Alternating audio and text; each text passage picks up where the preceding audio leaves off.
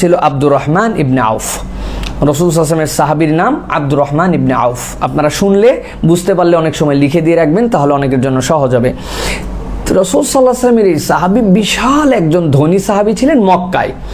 মক্কাতে যখন তার প্রতি নানাবিধ অত্যাচার শুরু হলো, নানান ধরনের তার প্রতি নির্মম পাশবিকতা শুরু হলো, তখন রাসূলুল্লাহ সাল্লাল্লাহু আলাইহি ওয়াসাল্লামের নির্দেশে তিনি মক্কা থেকে মদিনায় হিজরত করে চলে আসলেন। তাকে সবাই মিলে আটকে তার সমুদয় সম্পদ আব্দুর রহমান ইবনে আউফের নিয়ে নিল, এবং তার সাথে এরকম শর্তও ছিল যে আব্দুর রহমান ইবনে আউফ বলছেন যে আমার সম্পদ সব তোমরা নিয়ে নাও, আমার কোনো দাবি নাই, শুধু আমি মদিনায় চলে যাব। হিজরত করে চলে আসলেন আব্দুর রহমান ইবনে আউফ। রাসূলুল্লাহ সাল্লাল্লাহু আলাইহি ওয়াসাল্লাম মদিনায় আসার পরে সাহাবীদের মধ্যে, মক্কি এবং মাদানী সাহাবীদের মধ্যে একটা ভালোবাসার ভ্রাতৃত্বের সম্পর্ক প্রতিষ্ঠা করেছেন। এর সাথে এর দুইজনের মধ্যে ভাই ভাই, সুবহানাল্লাহ বিহামদিহি।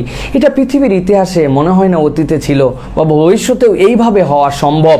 রাসূল সাল্লাল্লাহু আলাইহি ওয়াসাল্লাম একজনকে আরেকজনের সাথে ভাই বানিয়ে দিয়েছেন, তাদের সম্পদ, তাদের পরিবার, তাদের সব কিছুতে তারা ভাগ দিয়ে দিয়েছেন। আনসারীদের এই ত্যাগ কোনোদিন কভার করা যাবে না। এই জন্য রাসূল সাল্লাল্লাহু আলাইহি ওয়াসাল্লাম মক্কা বিজয়ের পরে যখন রাসূলুল্লাহ সাল্লাল্লাহু আলাইহি সাল্লামকে নিয়ে আনসারীরা চিন্তা করছিলেন যে রাসূল সাল্লাল্লাহু আলাইহি সাল্লাম এখন তো দেশে চলে আসছেন, আর যাবেন কেন? রাসূল সাল্লাল্লাহু আলাইহি সাল্লাম তখন বলেছিলেন, ভালোবাসার সম্পর্ক তোমাদের সাথে, আমার মৃত্যু তোমাদের সাথে হবে। রাসূল সাল্লাল্লাহু আলাইহি সাল্লাম এরপর কিন্তু মদিনায় এসেছিলেন। যাই হোক, তো আব্দুর রহমান ইবনে আউফের সাথে সাদ ইবনে রবি আল আনসারীর সাথে রাসূল সাল্লাল্লাহু আলাইহি সাল্লাম ভ্রাতৃত্ব প্রতিষ্ঠা করলেন। সাহাবীর নাম কি তাহলে? রাসূল সাল্লাল্লাহু আলাইহি সাল্লামের সেই সাহাবী যিনি হিজরত করে চলে আসছিলেন, আব্দুর রহমান ইবনে আউফ। তার সাথে ভ্রাতৃত্ব হলো সাদ ইবনে রবি আল আনসারীর। রাসূলুল্লাহ সাল্লাল্লাহু আলাইহি সাল্লাম যখন তাদের মধ্যে ভ্রাতৃত্ব প্রতিষ্ঠা করে দিলেন, সাদ ইবনে রবি আল আনসারী তিনি মদিনার বিখ্যাত ধনী। রাসূল সাল্লাল্লাহু আলাইহি ওয়াসাল্লাম বুঝেছেন এর স্ট্যাটাস কেমন, এই মানুষটার মক্কায় চালচলন কেমন ছিল, কার সাথে কার বন্ধুত্বটা দিলে তাদের মধ্যে একটা সুন্দর সম্পর্ক হবে। রাসূল সাল্লাল্লাহু আলাইহি সাল্লাম যখন সাদ ইবনে রবি আল আনসারীর সাথে বন্ধুত্ব করলেন, সাদ ইবনে রবি আল আনসারী তার বাড়িতে তাকে নিয়ে চলে গেলেন, ভাই হয়ে গেলেন। কিরকম কলিজার ভাই!